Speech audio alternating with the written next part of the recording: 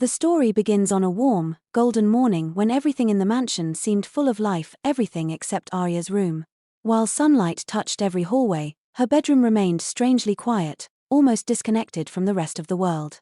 Arya lay on her large white bed, pale and fragile, her tiny breaths shallow as if each one cost her effort.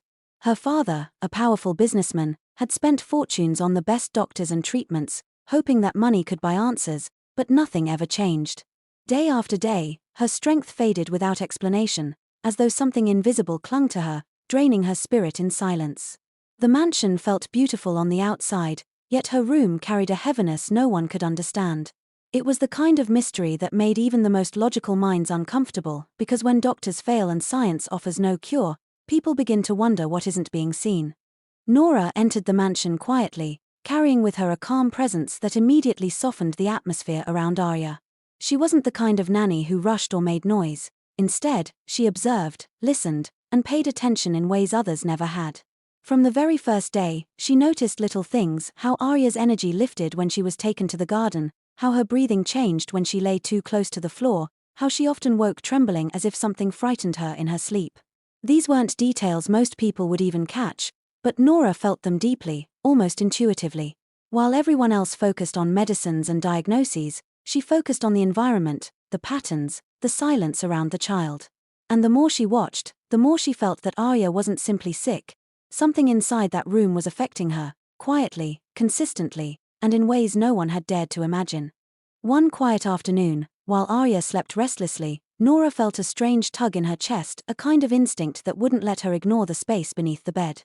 She had cleaned the room countless times, checked every shelf and corner, but something kept urging her downward. She knelt slowly, lifted the edge of the bed skirt, and her breath caught. Hidden in the shadows sat an old wooden chest, worn and cracked, completely out of place in a modern mansion. Dust clung to its edges, yet the items inside were arranged with unsettling precision: a faded portrait of a stern woman, dried herbs tied with string, a rusted locket, and papers covered in unfamiliar symbols.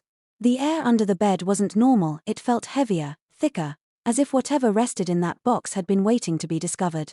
In that moment, Nora realized Arya's illness had never been just an illness. Rowan stepped into the room just as Nora pulled the strange box into the light, and the moment his eyes landed on the photograph, the color drained from his face. He didn't need a second look, he recognized the woman instantly. She was his late mother-in-law, a woman who loved her daughter fiercely and blamed him for the pain that followed.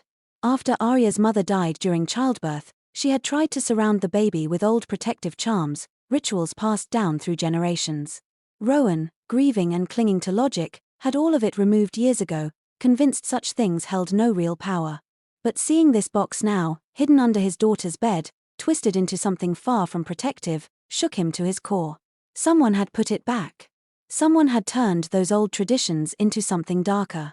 And for the first time, Rowan began to fear that Arya's suffering wasn't accidental at all. Nora didn't fully understand what the objects meant, but she knew they didn't belong anywhere near a sick child. With steady hands, she lifted the chest and pulled it completely out from under the bed. And almost instantly, something in the room shifted. The air that had felt heavy and suffocating seemed to lighten, as if the walls themselves exhaled after holding their breath for far too long. On the bed, Arya stirred. Her shallow breaths grew stronger, color returned faintly to her cheeks, and the tightness in her expression eased.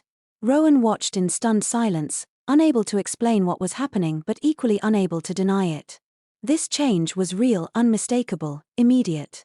For months, Arya had lived in a shadow none of them could see, and removing that hidden chest had lifted it in seconds. The truth became undeniable: whatever was harming Arya had been right beneath her all along. That night, Nora refused to let Arya sleep in that room again. She gently moved her to the guest room beside her own, and for the first time in months, Arya slept peacefully, no trembling, no gasping breaths, no cold sweats clinging to her skin. It was as if her little body finally had permission to rest. Over the next few days, the transformation was impossible to ignore. Arya began smiling again, first softly, then with the shy brightness of a child rediscovering joy. She walked in the garden, asked for her paints, and even laughed while Nora braided her hair.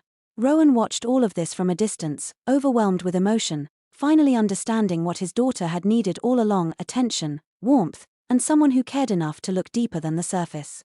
With Nora's quiet guidance, the mansion slowly shifted from a place of fear to a home filled with life once more. Sometimes healing begins when love finally has room to grow.